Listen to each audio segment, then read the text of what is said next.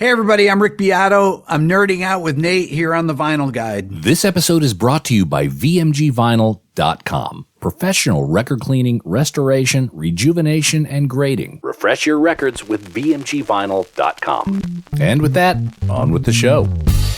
Welcome to the Vinyl Guide, the podcast for record collectors and music nerds. Here's your host, the biggest record nerd of them all, Nate Goyer. Testing. Is this thing on? Hey everyone. Happy New Year. Happy 2024 and all that stuff. Hey, guess what? I got a new theme song. That's new. Well, I'm not calling it a theme yet. I'm just trying new things, shake it up a bit, trying something new with the format. But that is a cool groove. Happy to have it at the top of the show for now. This is Nate here on the Vinyl Guide podcast. I'm here after a short break where I relaxed, listened to a lot of records, took the dogs to the beach, and overall just enjoyed some R&R time, which I hope you all did as well. And now I'm back in 2024 with episode 430 of the Vinyl Guide. And wow, what a kickoff to the new year. Rick Beato, musician, producer, YouTube phenomenon. Well, he doesn't like the term YouTube influencer, which I understand. So let's just call him a YouTube phenomenon. Rick regularly breaks down songs and topics in music several times a week on his YouTube channel.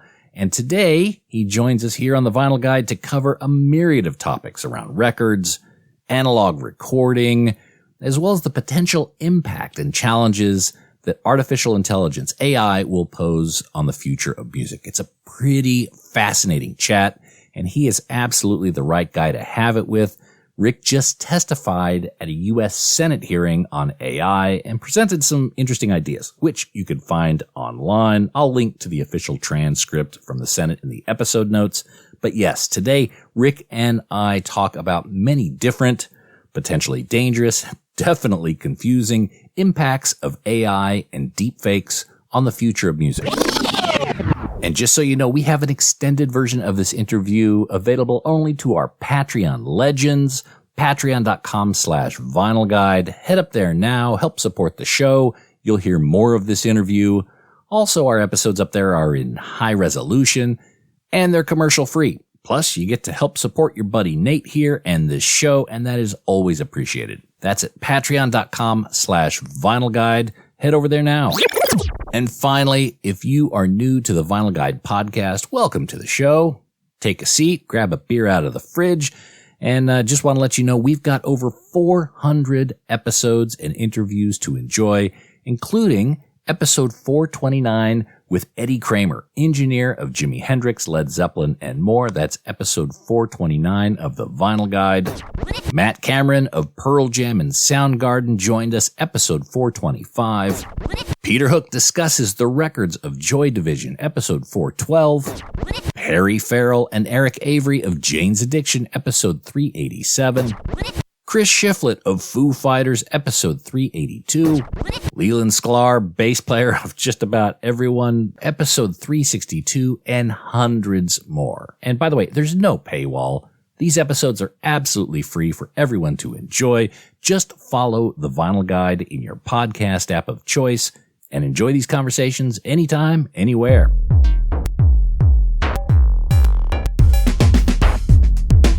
And with that, let's kick off the new year with a discussion on analog, AI, and the future of music with Mr. Rick Beato. Now. Hey, there we go. Hold on. And there we go. You can hear me now, right? I can hear you and see you. Yes. How you doing, Rick? Look, you got the Beato beard and everything going. Is this a new thing or a holiday thing? This is, well, it started out as a holiday thing, but maybe it's a new thing. I don't know. Yeah. I look old. We all do. I know. Well, that's, we call that dust on the roof wisdom. So, yes. I like it. Anyway, mate, thank you so much for coming on the show. You're so well known for your love of music and your education of music, and so many people around the world, including myself, appreciate that. I'm very curious in terms of vinyl in your life. You know, Yep. What role do vinyl records play in your life these days? So I have all the vinyl that I've ever bought in my life still from back in the 70s, early 70s when I started buying records. I still have all of it. Never got rid of one piece of vinyl. Mm-hmm. I've got a turntable that I use Orbit Theory turntable. I run it through I have so many monitor speakers. Since I have a recording studio, I probably have 10 sets of powered monitors. Mm-hmm. I have unpowered monitors like NS10s as well, but I wouldn't say I have a proper stereo, so to speak. I will run my turntable into my Atom audio monitors, powered monitors, and use it that way. How often do I listen to vinyl and go to record stores? I don't know, probably every couple months or so I'll go to record stores. Vinyl though, I have things that I bought back in the 70s that are most of the stuff you can find digital versions of, but there's some jazz records, deep cuts, Wes Montgomery unreleased things that I have on vinyl that I can't find. There's some records that you can't find the things. You can on YouTube now because people put them up there, but they're not good quality. So if I want to listen to something in particular, especially with jazz, my jazz albums, there'll be outtakes that were bootlegs that I got back in the late 70s or so when I go to used record stores up in Rochester. Okay. So you said something interesting. You've never sold a piece of your vinyl. You have every single piece you've ever bought. Did I hear that right? Okay. Yes. And I'm sure there were periods of your life where you're kind of wondering where your next peanut butter sandwich is coming from, but you never considered selling the records. Never. No. Okay. Even when CDs came out, you didn't think, oh, I'm going to, nope. No, I've never sold a CD either. Okay. I've never gotten rid of not a cassette tape, nothing. Anything that I've ever had. I have cassette tapes from the 70s that I recorded stuff off TV, off the radio. Still have them all. That's interesting. Why is that? Because I would imagine, of course, in the 70s, being much younger, you'd be tempted to tape over things. Are you just an archivist by nature? Yes. I would say yes. I have every record I ever produced. I have all the master files. I have every video I've ever made on my channel, 1300. I have all the files. I never go over anything. I have 300 hard drives. I've got stuff backed up in the cloud. I'm an archivist. I don't think of myself in that way. I just like to have the physical. I like to have the physical things. I mean, I had a stack of records. I had records that I just put in a stack now, which I don't like to do, but I was like, what are the closest records that were about 10 feet away from me? And, I've got Birth of Cool, and I've got Revolver, and I've got a Wes Montgomery Full House, and I've got, I have like a couple John Coltrane records, Weather Report, Heavy Weather, just stuff I've listened to in the past, couple weeks or so. Right. That I want to listen to on vinyl because the dynamic range is so much better. Is vinyl your preferred listening experience? I mean, you've got access to multiple digital Atmos, I imagine. When do you go to vinyl and when do you go to those other formats? I go to vinyl when I want to actually hear things the way that they were initially meant to be heard. That's usually pre-1990 records, things that were actually mastered for vinyl that were all analog. Anything that was pressed off where the lacquer was cut off analog, something that was mastered for vinyl, to me are the things that I prefer to listen to. They have way better dynamic range than even lossless things, if you listen to Tidal or whatever. When I listen to things that are from streaming services, Spotify or Apple Music or Tidal, anything, I belong to all these different streaming services. And invariably, as you go back, things that are remastered, and they're only mastered to limit the dynamic range, old albums that I have the actual LPs, and they sound terrible nowadays. I won't mention which ones. It's pretty much all of them, the things from the 70s especially, or the 60s. As they just keep getting squished and squished and squished and squished, because if you put them in a playlist, they just sound quieter. right? But they also lose. They don't have the punchiness of anything with sharp transients. Don't seem to have the punch to them, and they just don't sound right. A lot of extra high end has been added, and then a lot of stuff that was mastered for CD release records, from let's say 1990 on, they didn't really do a proper mix to be pressed on vinyl because it wasn't it was kind of a vanity thing. Yeah, because there were several albums that I was absolutely in love with, and I think of Rush and Iron Maiden, and I love those albums. When I got them on CD, they seemed just toothless, and yes. I thought at the time I thought that must be me. Maybe my tastes are changing. Maybe I don't like permanent waves as much as I used to. And it was only when I went back to the vinyl record and I found there's the magic. That's when I became aware of the remastering scenario. So I had a 2-inch machine up until about 2 months ago when I permanently loaned it to a friend of mine who lives about 20 minutes from me. That's honestly the first piece of gear that I got rid of because it's 428 pounds. And if I try to shoot my control room back here, it was in the way of where I need to put the camera to do stuff. But I will get another tape machine. I'll probably buy a 2-inch 16 track or something like that. But I prefer to record to tape if I can, and then transfer to Pro Tools and work digitally. The vinyl revival. Did you see that coming? Is that a surprise to you that people have gone back to vinyl in considerable numbers the past few years?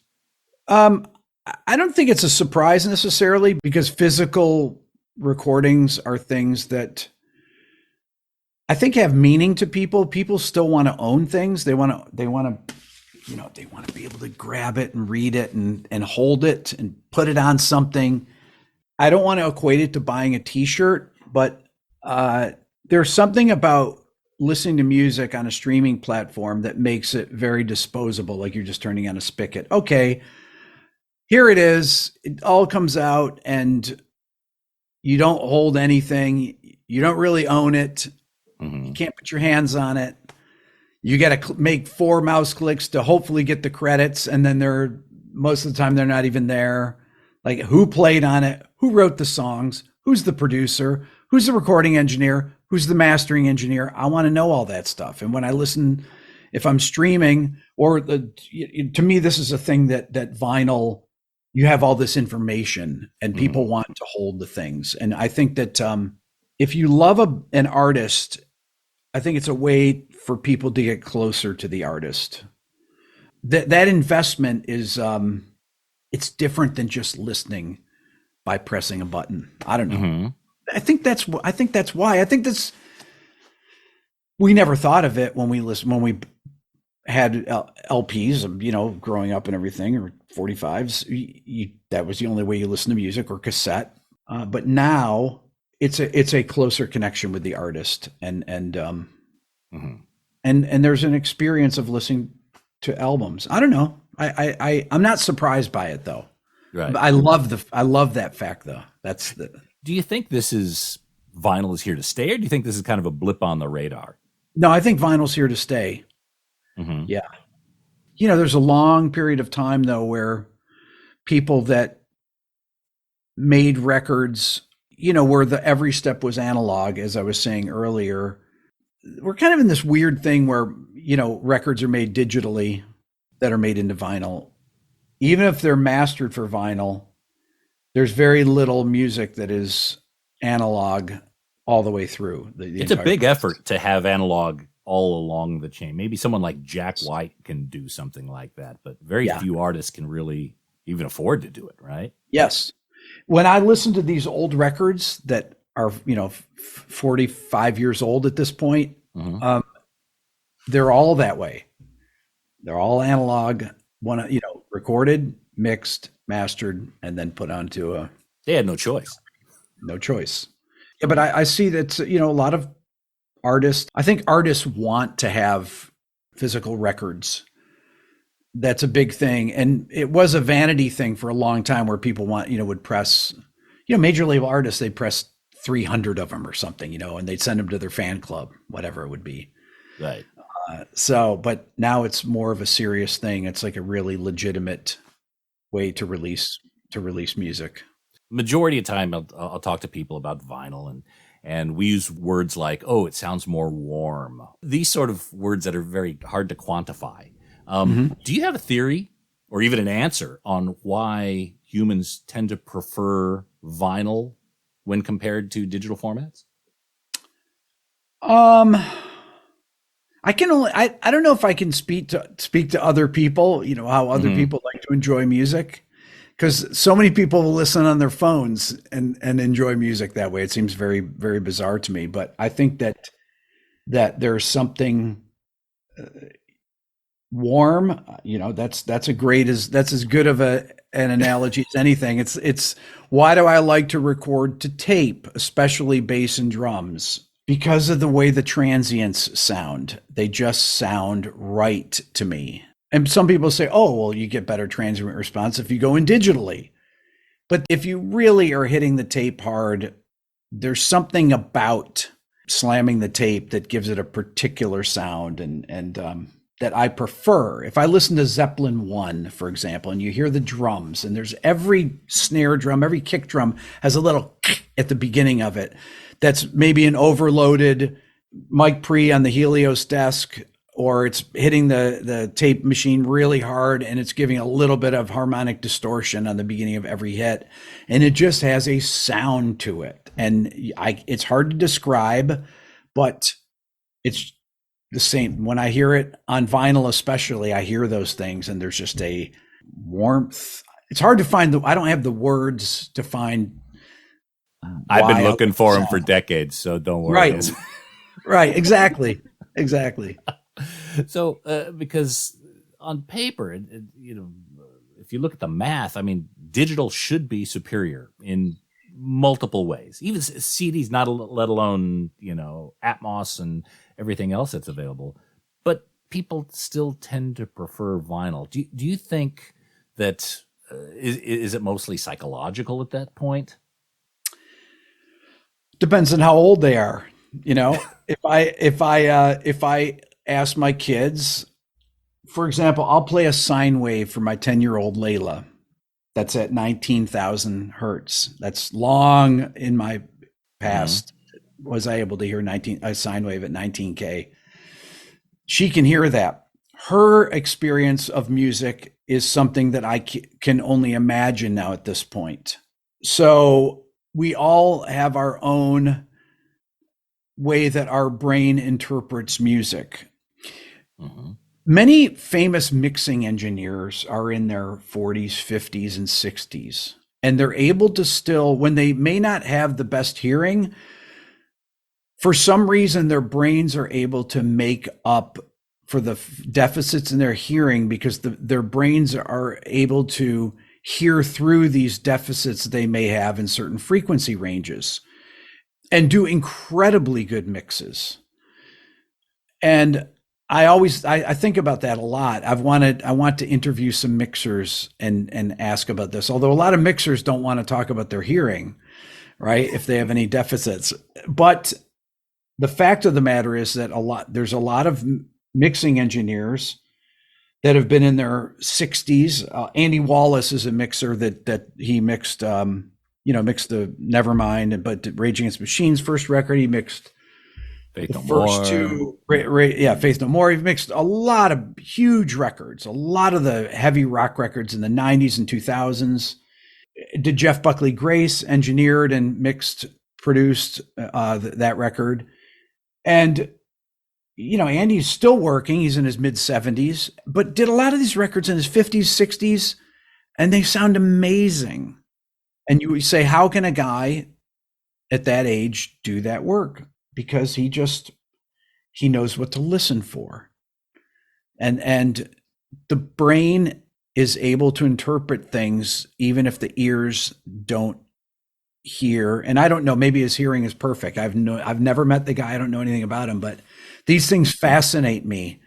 Like he'll go with kick drum sounds that'll have 2K on the attack of the kick, where they're not clicky. They sound very much like what I think of vinyl records, kick drums sound like on vinyl records. Maybe that's something from him growing up and making records back in the 70s and listening to them, and he just likes that sound, doesn't like the clicky kick drums, even though he did a lot of metal records.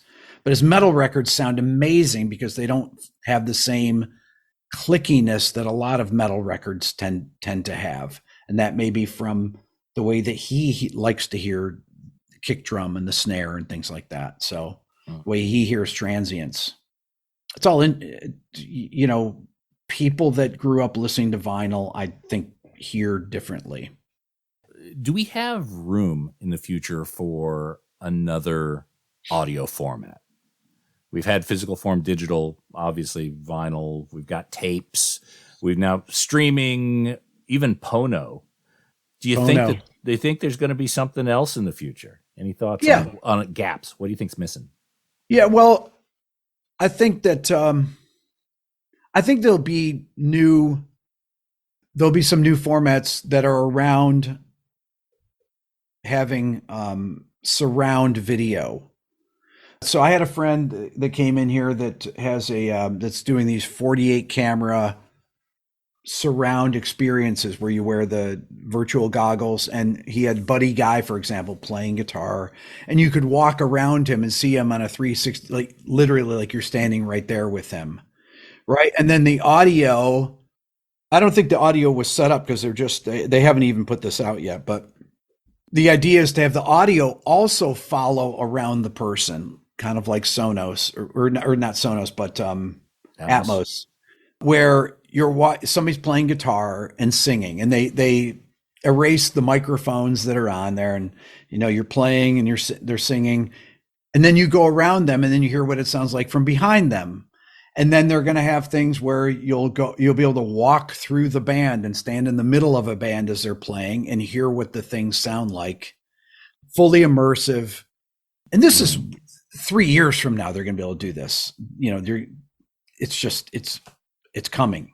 So I think there's a fully immersive experience that will be part of new formats that people listen to music in, because they're going to be listening and visual and using their have video involved with it. You almost need like a motorcycle helmet type thing to immerse yourself in. So essentially, maybe we'll call that VR, music VR, because you're kind of projecting yourself into that. Yeah. With VR and AI, are you hopeful about that? Are you kind of weirded by that? Oh boy, I have these conversations with my friends every day. Am I hopeful? I've said this on my channel before, that there will be people that like AI generated songs. There just will be. They'll be stuck in a playlist on Spotify or whatever, and they'll be listening. Oh, I like that song. Have you heard that? And it'll be in the middle of other things that they're familiar with, and it'll sound kind of like that, and they won't know the band. And then eventually, after hearing it 5 or 6 times, they'll realize that, oh, this is AI generated. Wait, what? Well, I like the sound of it. And, I have said this, there will be the Beatles and the Beatles AI, and Drake AI, and, Wes Montgomery and Wes Montgomery AI. Maybe not that, but Nirvana. Nirvana AI. I hope the programmers have enough taste to be able to include Wes Montgomery. Right, exactly. Maybe not for certain artists, but there will be AI generated music that people enjoy. And I have no opinion on it, but I know that people will. Oh, you have an opinion on it. You have an opinion on it. No, but my opinion is that people will like it. There will be certain things that people will like. Yeah. They'll be like, that's actually not too bad of a song. I don't care if it was AI generated. Yeah, it does sound like the Beatles, or it's the Beatles AI. I prefer there will be people that will prefer, you know what? I really like the Beatles AI better than the Beatles. Like, what? I'm just thinking in these streaming services, Apple Music. Should I listen to the Beatles or the Beatles AI? Well, Apple Music's Beatles AI is way better than Spotify's Beatles AI. You think it may go down even to the provider? Oh, why wouldn't it? I guess it's... Why wouldn't it? Right? Yeah. because the providers want to own these things so they don't have to pay. I mean, ultimately, the complete Spotify's AI not artists, paying anyway. So. They're not paying anyway, right? So the AI artists that they own themselves, the music that they own, if you can own it. I testified at this congressional hearing on AI. It was the 7th of 9 hearings recently, and one of my suggestions was maybe any things that are completely generative should have no copyright on them. Mm-hmm. I got some pushback from some of the people that were on the panel that work in that business. They had professors, they had people from Spotify there, or a person from Spotify, the people from the Motion Picture Association. They had all these, I don't know if you'd call them lobbyists, but they're people that work for these different entities that feel seeing strong. AI with dollar signs, right? Yeah. Right. Exactly. Yeah. I mean, they need to be trained on something. But, then some people say, well, what's the difference between me if I'm go and listen to a bunch of, Nirvana music, and then I write songs that are kind of like Nirvana? Am I being trained? Am I AI? Mm-hmm. I mean, what's the difference between those things? Well, The soul. Yeah. My human experience. Yeah. To me, there are artists that are being manufactured now. I mean, they've been for years, Yes. and the music is designed for sale. I'm thinking K-pop and some of those very sugary, saccharine type pop songs, and they're designed to get people excited for 3.5 minutes. Right. AI, I think, is very similar to that. It's taking all the different things that apparently humans like and trying to put that in a prepackaged format. There are things that I think AI that can really be a benefit to that already exist. For example, editing. You have AI programs that will transcribe exactly what we've said. It'll take out the ums. It'll take out spaces. That you can do it very quickly, much quicker than you could do by hand. Obviously, now they have programs. Adobe Premiere has a thing that'll go through, and when a person speaks in an interview, it'll do the camera switches. Now that may seem like a small thing, but for me to go through an hour and 45-minute interview and do the camera switches is incredibly time consuming. Because you do it, I missed. Okay, wait. Do I change there? Then do I go back? Is there a reaction thing? What? So you're having to make all these decisions, and it can very quickly just go through in 30 seconds, do all the cuts, and then you just review it. Like, maybe we'll stay on it this way. But and I think for mixing of albums, AI will be very helpful. These things will put humans out of business. Some humans, color correction for film, things like that, or for video, things that will aid people in creating. But almost everything that's out in the radio nowadays has been touched by AI, at least in the putting into ChatGPT for lyrics. People just use it like they used to use rhyming dictionaries. It's just a thing now. When you talk about the Beatles now and then, from what I saw of that wasn't so much AI. It was an AI tool that focused on frequencies and helped the engineers EQ the John's stuff out voice, of it. separate John's voice, and then they overdubbed everything after. Yeah, I almost wouldn't consider I wouldn't consider that AI.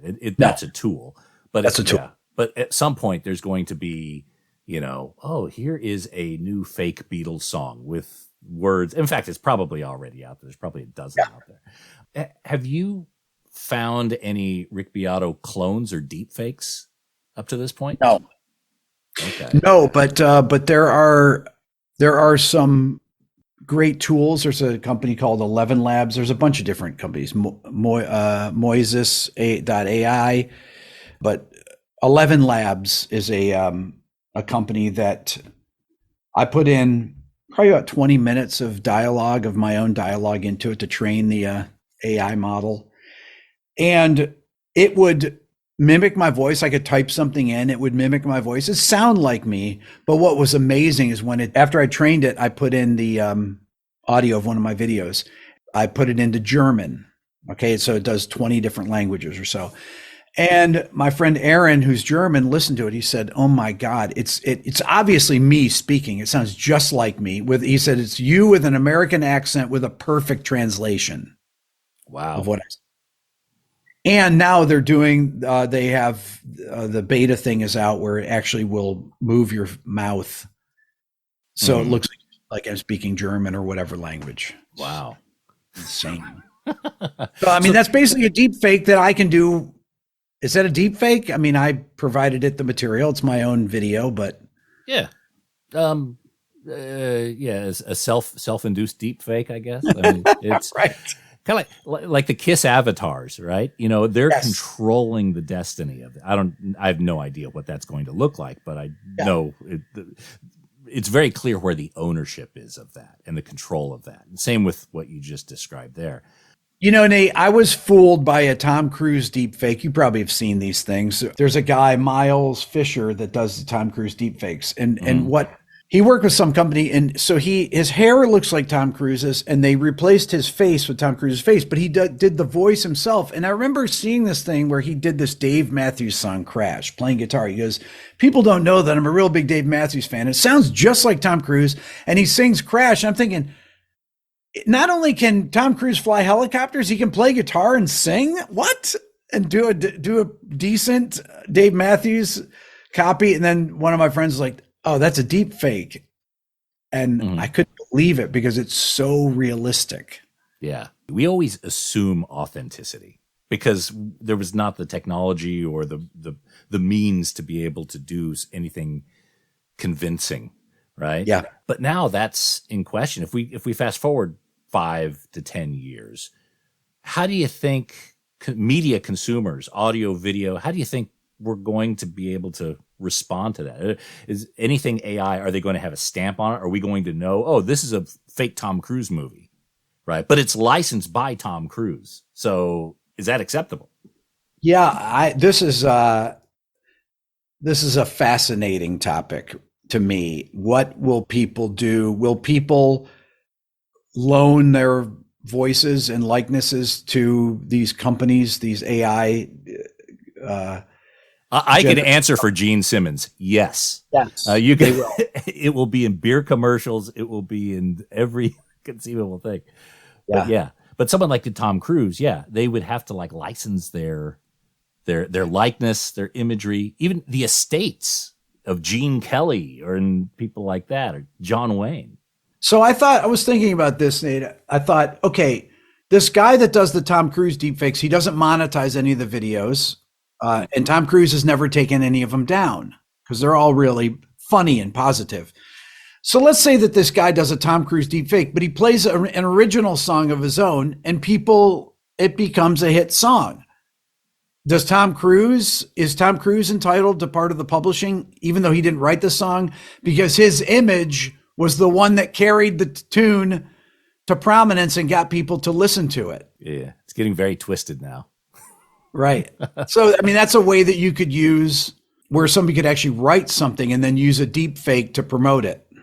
But yet it's an original composition. And I would imagine at that point, Tom Cruise would have the ability to say, yes, let's keep that up there, but I'm going to get I want 50% of it. Or 90% or whatever. Probably 90%, right? Right. So in this business, it's very easy to get cynical about things. And you seem to stay quite positive. How do you do that? We'll be back after these messages.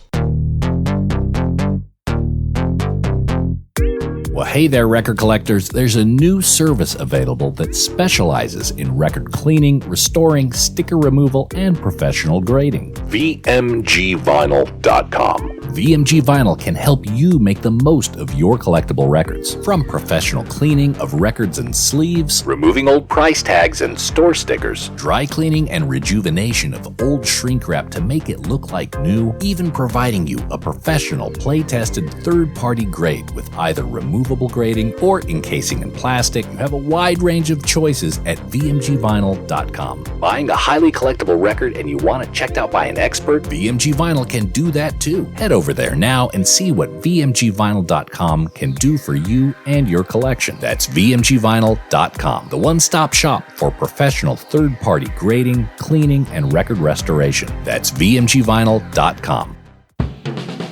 Oh, and hey, record nerds, don't forget to clean your records with the very best and safest record cleaner, the Groove Washer. Make your records look and sound their very best and store them with confidence using the new Groove Washer Groove Guard record sleeves. You gotta try this out. It makes a huge difference to the quality of your vinyl experience. Ask for the Groove Washer by name at your local record store and accept no substitutes. Or head over to groovewasher.com and use discount code VINYLGUIDE10. All hail the Groove Washer. That's groovewasher.com, discount code VINYLGUIDE10. Now we return to the program, already in progress. No limits. So in this business, it's very easy to get cynical about things. And you seem to stay quite positive. How do you do that? I think that when I hear something, doesn't matter of whether I heard it the first time in 1968 or last week. If I like it, I always have the same feeling. No matter how many times I listen to Kariba on this Wes Montgomery record, I have the exact same visceral reaction to it as I did the first time I heard it decades ago. Mm-hmm. So, and maybe that's why I am positive about things, because I always have that first time experience hearing things, even if I have listened to it a million times. Still get the goosebumps. Still do, yeah. Wow. Oh, yes, yeah. I drive my kids nuts because I'll listen to the same drum fill, same guitar lick, vocal line, chorus, whatever, of a song that I've heard a million times. And I'll just listen to one little section over and over. Or I'll hear something I never heard before. Even records I've listened to for 40 years, and I'm just stunned that I can hear new things in it. Do you find yourself being distracted about dissecting the music? No. Or you could listen to as a whole piece without it being work? So I never, ever think about how to play a song, what the melody is, what the chords are, nothing, unless I'm going to make a video on it, or unless I want to teach it to someone or play it myself. It never even occurs to me to analyze it. I just listen to music like anyone else. But when I switch this thing on in my brain, the analytical part of my brain, I can be like, yeah, A minor, G, F, E7, and I can instantly play it when I hear it. I know how to play the different parts. I know how to play the bass line, But, there's songs that I've listened to for 50 years that I never have played, and I enjoy, and I've never even thought about what goes into them. I just listen to it just like your average listener. Okay. So you could compartmentalize very easily. Okay. Absolutely, yes. I never, ever think about the production or anything like that unless I have to explain it to somebody or how it's played or anything. Okay. So when a song crosses over from kind of being on your casual listening list to the What Makes This Song Great series, how does that transition? How do you I'm going to focus on this song from Tool or whoever? So there's a song, speaking of Tool, or speaking of A Perfect Circle. So Billy Howardell, I talked to about, I wanted to do a breakdown, what makes a song great, on the song Weak and Powerless. It's on 13th Step, the Perfect Circle record. Came out in 2003, I believe. Andy Wallace mixed that record. So I asked Billy, who's been on my channel before, I said, Billy, can I get the multi-tracks from him? He said, yeah. So he sent me the stems of it. Now, I never thought about how to play it. And when I got the things and I opened it up and put it in Pro Tools, I was stunned. These things that I've heard a million times, just to solo the tracks and listen to them. And then I could have figured them out, but I just never did. Mm-hmm. And I had even more enjoyment after I started doing the breakdown of the song. Of it gave me deeper level of understanding of how to do it. Not only separating the parts or hearing them separate, but then playing along and figuring them out. That to me is really the best part of doing these breaks. How often in what makes a song great do you get that level of insight? Multi-track stems? Is it all the time? All the time. Okay. All right. Yes. Pretty much all the time. Yeah. There are things like, for example, in Ramble On, I did a breakdown of that, the Zeppelin tune. And there are things that you can't hear in the mix that are muted. There's some acoustic guitar things in the chorus. And you hear it on the recording. He's like, oh my God, is that what it's doing during that part? Mm-hmm. And the guitar sound, the acoustic guitar sound is so unique. And I have lived with it for decades. And then I was like, that sounds like a particular kind of acoustic guitar. And then I found this Vox acoustic that has a bolt-on neck, and I made a video about it to try and recreate that sound on my own and play along with it. And that really gives me even a deeper understanding, is to try and go in there and recreate these sounds after the fact, try and use the same microphones that they had, do the research, and then try and mimic them. To me, that's fascinating. Now, in terms of your interviews, did you have like a white whale? Have you interviewed a Beatle yet? I have not, no. Okay. So I'd say probably McCartney, or who's the top of the wish list? Oh, well, McCartney, Ringo, Jimmy Page, David Gilmour, somebody that you've interviewed, Tom Schultz from Boston, who I've tried to get in contact with for years. Oh my God, there's many people that I've not done yet. And will I do it before they're gone? I don't know. I do have a list of people, and if I get them, if it works out, it works out. If it doesn't, it doesn't. Would I love to interview Paul McCartney or Ringo? Absolutely. I mean, that would be, yeah. And Jimmy Page and Pete Townsend, and all these people that I have tremendous respect for, my heroes. Mm-hmm. But if it doesn't happen, it's fine too. Do you consider yourself a YouTube influencer? Does that feel right, rolling off the tongue? I hate that, Nate. I hate that idea even. When I first started my channel, the bearded Kardashian. Right. When I first started my channel, I was on the school board at two of my kids. I have three kids, two of my kids' schools. And I ran the academic committee, and I was on the committee that raised money for the school. Mm-hmm. And I had just started my YouTube channel, and I was going full time with it in 2016, 2017. And when parents would ask me, what do you do? What do you do? I'm a music producer.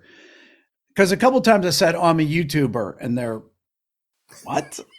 And I was way older than any of the other. I'm way older than any of my kids' friends' parents. My kids' friends' parents, and to say YouTuber, but now it doesn't doesn't feel weird anymore. Right, YouTuber, because I've got young kids as well, and being a YouTuber is like the new rock star.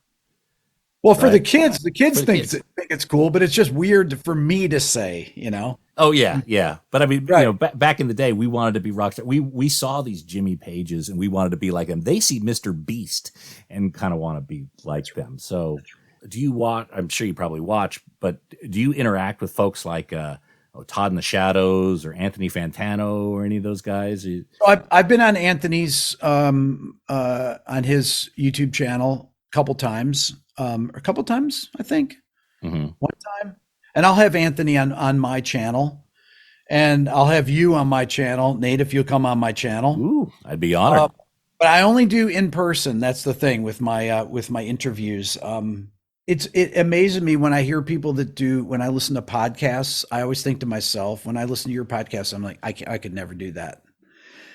I don't know why. To have my voice there, I feel like that maybe the way that I communicate, because I use so many hand gestures and things like that, or that I need to have a guitar or something when I'm talking. Sometimes I'll tell stories, hold the guitar and never play a note. because maybe it's the security blanket or something, or it just feels right to have the guitar on, even if I'm telling a story. It's like, why is Rick holding a guitar? Do I watch other YouTubers? Yes, I watch YouTube. I have a lot of friends that are in music YouTube, and I watch YouTube a lot. Yeah. I don't watch a lot of short form content. Mm-hmm. Well, I do watch some, but it's really, my feed is very, very strange because I have pretty eclectic tastes and things. So as far as the YouTube thing, yes, I definitely watch, and I learn a lot from watching other YouTubers. Are you familiar with Pat Finnerty? What makes the song stink? Okay. Yes. Yeah. He passes his regards, and he'd like for me to say to you, Beato. Okay. Excellent. Yes. He says all the things I wish I could say. I'm not just kidding. No, I think that if I don't like a song, I wouldn't make a video on it. I think it frustrates people that I find positive things to say about pop music, because I listen to things as a producer as well, and I know how difficult it is to make commercial songs that connect with a lot of people. There is an art to it. Even if it's stuff that I would never listen to, I can still appreciate stuff that is well done. And that frustrates some people that watch my channel. Like, how can you like that song? Or how can you say anything positive about it? And when something's well done, even if it's well done crap, there's art to it. And there's a place for McDonald's. There is a place for McDonald's. Absolutely. And I love to go to McDonald's occasionally, So, I like to I have my guilty pleasures and stuff, When it comes to records, there's a lot of, really bad record stores. There's a lot of, I think, subpar products. I won't, if someone's in the music industry, especially vinyl records, where really no one's getting rich, right? Everyone's trying to just kind of follow their passion, do something they love. If they've done something that I think is not great, I'm not going to kick them in the balls. I just won't say anything, right? Right, exactly. So probably the same path that you take. But then Pat Finnerty, he says it with such elegance, and I think well, he's hilarious. And I when I watch his videos, I think they're so funny, and I can totally enjoy that. Matter of fact, musical humor to me is the only things I ever remember from being a musician are the disasters at gigs. What are my favorite music movies? Spinal Tap. The things where music and humor are combined are hilarious. That's some of the best humor there is, I think. So I appreciate Pat. Do you have an album that you equate to perfection? Yes. Something. Okay. All right. Tell me about that. John Coltrane, Johnny Hartman. Oh. They did a record. Lush Life is on there. It's wonderful, wonderful. So they say. I'm trying to remember what the track listing is on there. It's one of the most perfectly recorded records that is meant to be heard on vinyl, but it sounds great on CD or streaming. It's a perfect recording of John Coltrane's quartet with Johnny Hartman singing, and it's absolutely stunning.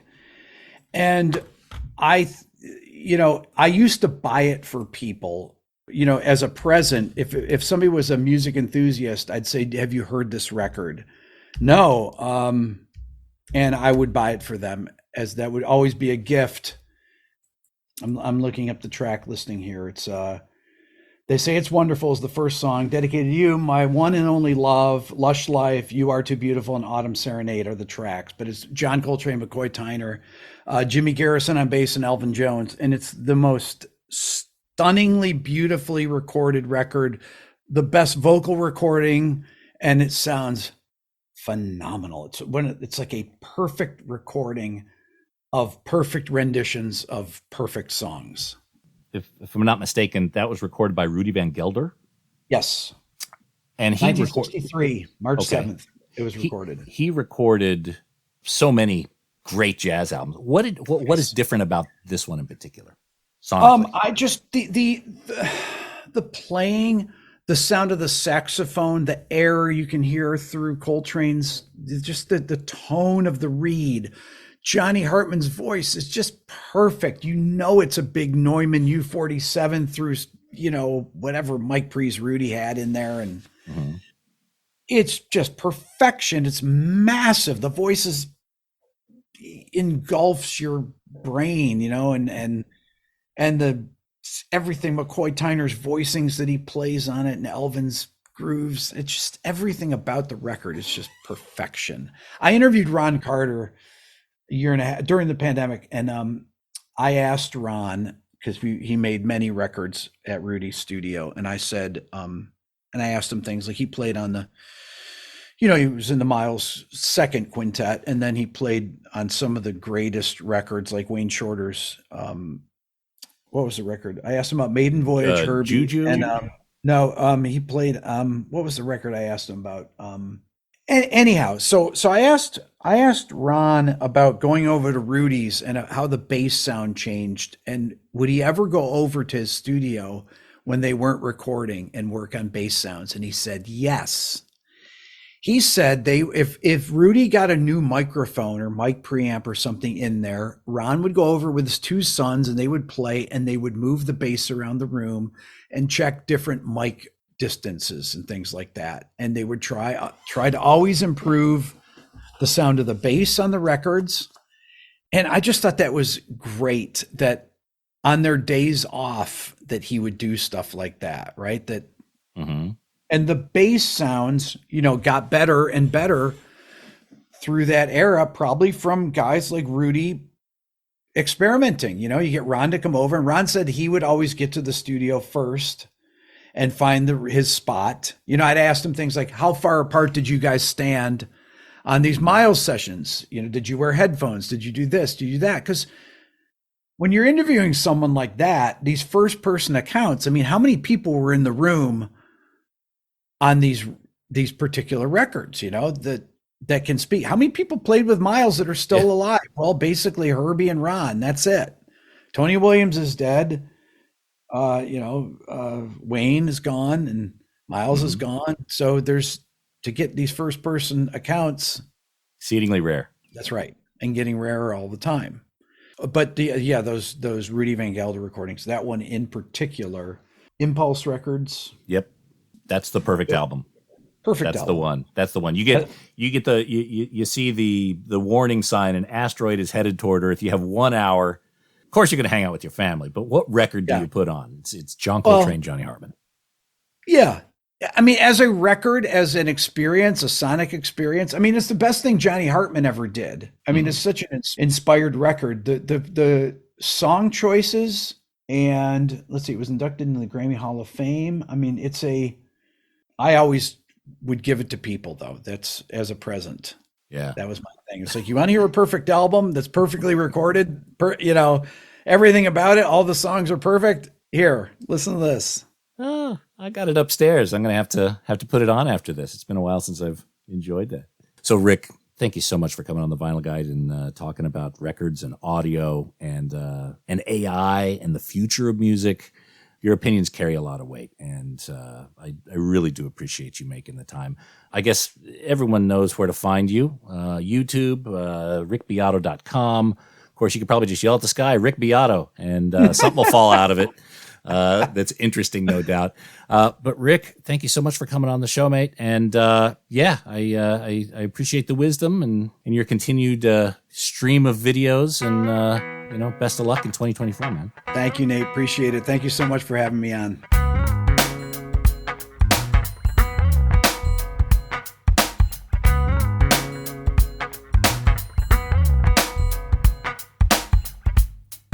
Oh, there he is. Mr. Rick Beato here on the Vinyl Guide. And by the way, if you're not subscribing to Rick's YouTube channel, head over there now and do it. He's always got really interesting stuff to say, really enjoyable videos.